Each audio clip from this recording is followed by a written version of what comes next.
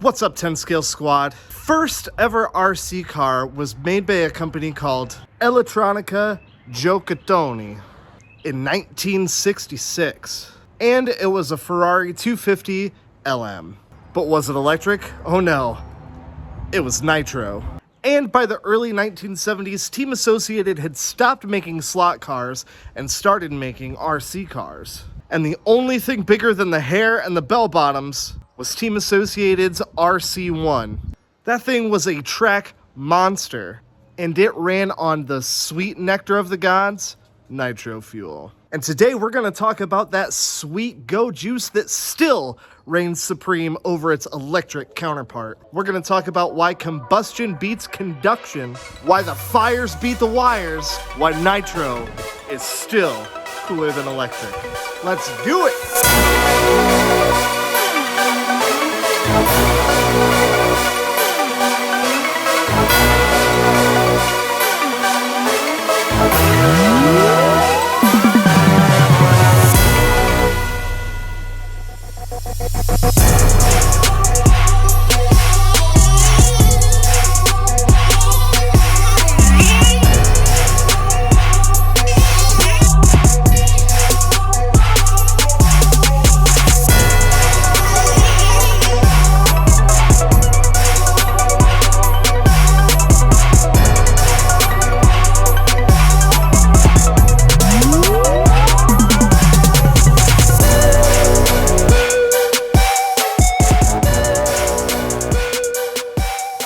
So before we get started, obviously this is all in good fun. Whether it's brushed, brushless, nitro, or two-stroke, I'm an RC enthusiast. And if you are too, you might want to check out my other video, 5 reasons why electric is better than nitro. And you should let me know what you think. Is nitro better than electric? Am I crazy? Which one do you prefer? Let me know down below. And if this is your first time checking out the channel, welcome. I'm glad you found it. I like to do RC shenanigans like this all the time. I've got some cool stuff coming up. You're gonna wanna stick around. All right, let's get back to the video. So we're gonna be talking about my Traxxas T-Max. This thing is a nitro legend. It's been around since the 90s, and they still make them today. So if you're not into nitro and you wanna get started, this is a great place to start. This thing's got a 2-speed transmission. There's tons of aftermarket support for it, and they are tried and true rippers. I love this thing. And this thing will absolutely take a beating, which brings me to point number 1, build quality. Nitros are just built stronger. You'll never find a nitro car with a plastic chassis. It's gonna have way more metal components in it than an electric vehicle. All of your gearing is gonna be metal, and they're overall just built a little bit heavier duty to deal with the nitro engine and the heat that this thing is gonna make. So I usually give this thing a beating, and it just handles it. It loves it. Nitros are built to be super strong. But that's enough looking at it. Let's fire it up, and we'll talk about the second best thing about nitro, the sound and the smell. A lot of people think that nitros are hard to start and get running. Not true. Turn our radio on. Turn the truck on. We're gonna prime it.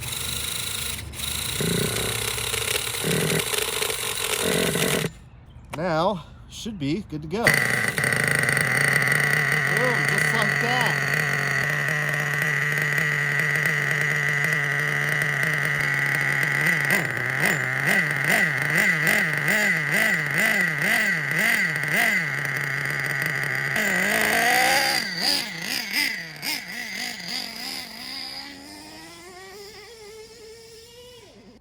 Nitro is just more engaging to your senses. You get the sound of the nitro engine and the smell of the nitro fuel burning.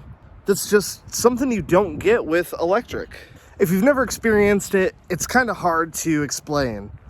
The thing sounds like a little Formula One car just ripping. And even though it might not be as fast as some brushless vehicles, just the sound gives it another dimension of speed, another sensation of speed. And the smell, whew, I wish we had smell-o-vision, because the smell of nitromethane is truly one of the 7 wonders of the world. And that brings us to part number 3, When you're all out of fuel, you just fill it up and you keep on going. Even with one of the best hobby grade chargers, it's going to be difficult to charge a LiPo battery in less than maybe 45 minutes. And that's going to equal, we'll call it 10 to 15 minutes worth of runtime. A small bottle of nitro fuel will fill a nitro tank 8, 9, 10 times. And how long does it take to fill a tank? 5 seconds? It's exactly the same drawback as gasoline cars versus electric cars. And that's going to bring me to my next point. Being someone that races nitro or runs nitro, you're in a little bit of an exclusive club. There's no doubt that the nitro scene is not as popular as it used to be. So if you're still out there running nitro vehicles, you're part of the cool club, man. You show up at the racetrack or the bashing session with a nitro monster with a big old jug of nitro and an igniter, people know you mean business. And that's very similar to the last and final reason why nitro is so much cooler than electric. And that's skill. People say one of the biggest downfalls about nitro is tuning, but honestly, that's like kind of the best part. Tinkering and tuning your engine, getting the most amount of speed out of it as you can, requires a little bit of skill. Something that you don't need with electric vehicles. You just plug them in and go ripping. There's no skill in it. And what's a hobby without skill? It's kind of like a pizza without cheese. What? So if you run a nitro vehicle, if you race a nitro vehicle, and that thing is running awesome, and it's making good power, you feel a little bit of pride in that. And that's the way it should be. So there you have it, guys. Those are the top 5 reasons why I think nitro is cooler than electric. What do you think? Let me know down below. Am I right? Am I wrong? Did I forget about something? And don't forget to check out my other video, 5 reasons why electric is better than nitro. See if you agree with anything that I got to say over there. Here's a, cool. All right, guys, thank you so much for watching. I will see you very, very, very soon. Remember, getting old is mandatory. Growing up is optional. Later, guys.